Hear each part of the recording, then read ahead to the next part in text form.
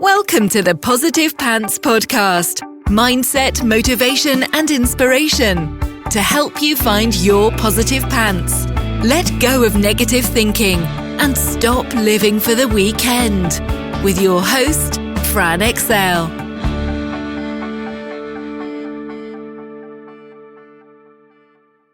So welcome to the show. As always, it's Fran Excel Mindset Coach, helping you find your very own pair of positive pants so you can get out of your own way and live a life that you love.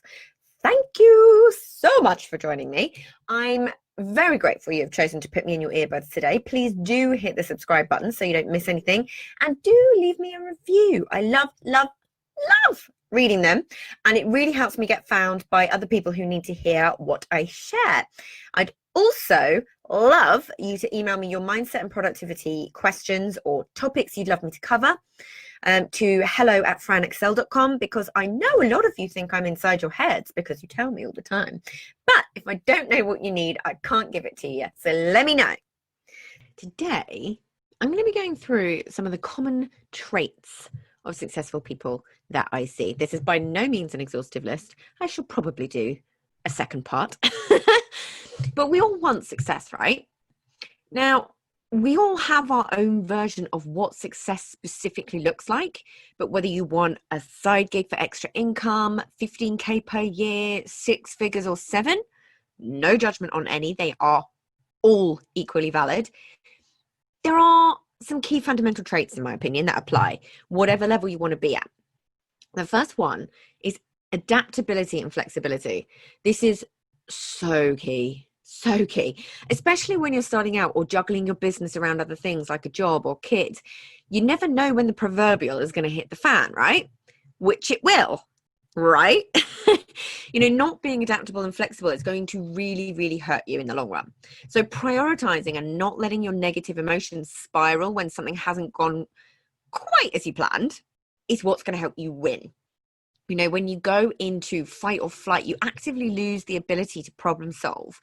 When you can approach situations more calmly and rationally, you will always find a solution and get yourself out of the pain far more quickly. Behavioral flexibility, it's one of the key fundamentals to success in NLP. So think about that one. The next one is the art of letting go. This is one of my favorites, and certainly something that once you've created the habit becomes pretty fun. Certainly liberating. So you've got to let go. Let go of the difficult client.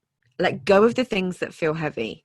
Let go of any need you have for things to work, because that's just approaching it all from a place of lack. Letting go of outdated beliefs or habits, fundamental. Easier said than done sometimes, and some are buried deeper than others. But if you don't root out the old rubbish in your unconscious that is holding you back, success will always elude you. So let go of your attachment to an outcome and start treating things as an experiment. It's much more fun that way, right? Failure is part of the journey, and you have to allow yourself to not make things not working how you'd hoped wrong, in inverted commas, or mean something that they don't. The next one is high levels of curiosity. Now, I talk about this a lot. I approach everything with curiosity. It's a value that me and my husband both share. Question everything. I wonder what would happen if I did this. I wonder where that thought comes from. I wonder what's the first time I remember thinking that thought. I wonder if it will work this way instead. Curiosity is genuinely one of my core values and is essentially a way of thinking. It allows you to look at all sides and all potentials without judgment, so you can then actually make the best decision for you. Or find the best way through something and look at what went wrong without judgment, so you can learn the lessons you need to do it differently next time. Or find a new way of doing things that aligns perfectly with who you are. Yeah. Next one is being okay with not knowing the answers. This is something I see all the time with successful people. It's letting go. You have to give yourself a break and know that you can't know everything. At the end of the day, you don't know what you don't know. How can you? But if you beat yourself up when you don't know something, or convince yourself that you do know it all when you might not, because you want to save face and let your ego get in the way, you are doing yourself a disservice. You'll miss a valuable learning experience by saying, I know that. Be okay with not having all the answers. Remember, you're human and we've all got a lot to learn. And then the next one, similar theme, being okay with actually getting things wrong. This comes back to treating things like an experiment. Like, how much further along do you think you'd be if you give things a go versus this has to work? Which attitude do you think will get further quicker? Which one's actually going to allow you to take action? Giving something a go, even if you don't know how it's going to pan out, can be a powerful habit to create. It will allow you to push through your comfort zone. And we all know that the unicorns and rainbows live outside your comfort zone, right? You know, it will allow you to learn the valuable lessons. To put it simply, if you give something a go, despite the fact you might get it wrong, versus you don't try something because you might do it wrong, which do you think has the preferable results in the long run? So stop looking at obstacles as insurmountable. You know, the obstacle is the way. They are the very things that will get you where you want to be. Successful people treat them that way. That's the only difference. They're fine with getting things wrong because they don't see it as wrong in the first place. Right? Next one is maintaining positive habits and routine. This is, I mean, I know I harp on about this one, but I cannot express how much of a game changer it is. It is foundational in the work that I do with clients, and I guarantee you every single one of them knows the power of it, the positive difference it makes, how much more regulated their emotions are, how much more resilient they are, the difference it makes to what you can achieve in a day. Like I say, super simple game changer. Next thing, successful people are comfortable with being uncomfortable. They know where the growth they know that that's where the growth happens. So they master the ability to sit with the tension, and we all know what tension I'm talking about.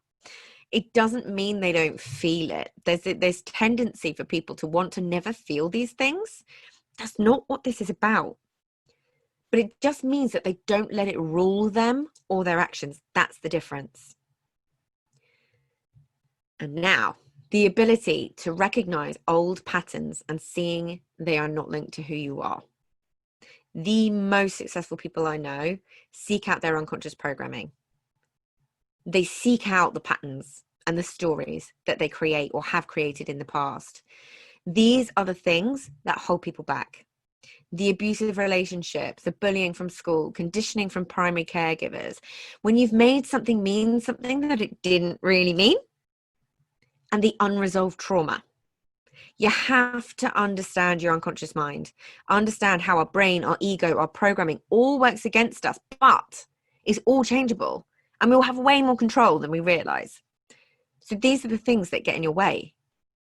These unconscious things. It's no joke when people say success is 20% action and 80% mindset, but the bit that they leave out is that 80% is what leads to the ability to do the 20% in the first place. So now tell me how important it is. And then the next one, successful people, is one of their traits is seeking help through blind spots and acknowledging we all have them. All of us. I really mean that, all of us. On that note, successful people understand all of my previous points and get the right help to navigate them through it. You can't see what you're not aware of, no matter how aware you think you are as a person. It's like I was mentioning in a previous episode. I've had a doozy recently and it's taken me completely from left field. I had no idea there was an issue there, and I am a conscious person. You know, things trip me up that I didn't see coming. We are not infallible to this, any of us. No, I have a team of people behind me to hold up that mirror and see what I'm not. This can be blind spots in your programming, stories that you're telling, patterns that you're in, something in your strategy where you might be missing a trick that could bring in extra revenue in the click of a finger.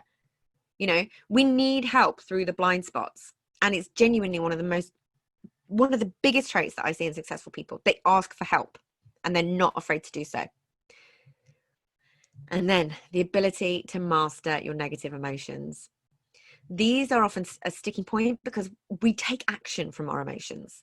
And that can be dangerous if we don't have a handle on it. Now, this isn't about not feeling negative emotions. I say this all the time. Your negative emotions are powerful. It's being able to recognize them, recognize what they might be telling you, knowing when to regulate and how to regulate them so you can make a better decision for you and your business. You cannot make a good decision from a negative headspace. You just can't. When we all know that thoughts create your emotions, which create your actions, which lead to your results, you can see how important this skill is. And make no mistake, it is a skill. This is not something that is elusive to you.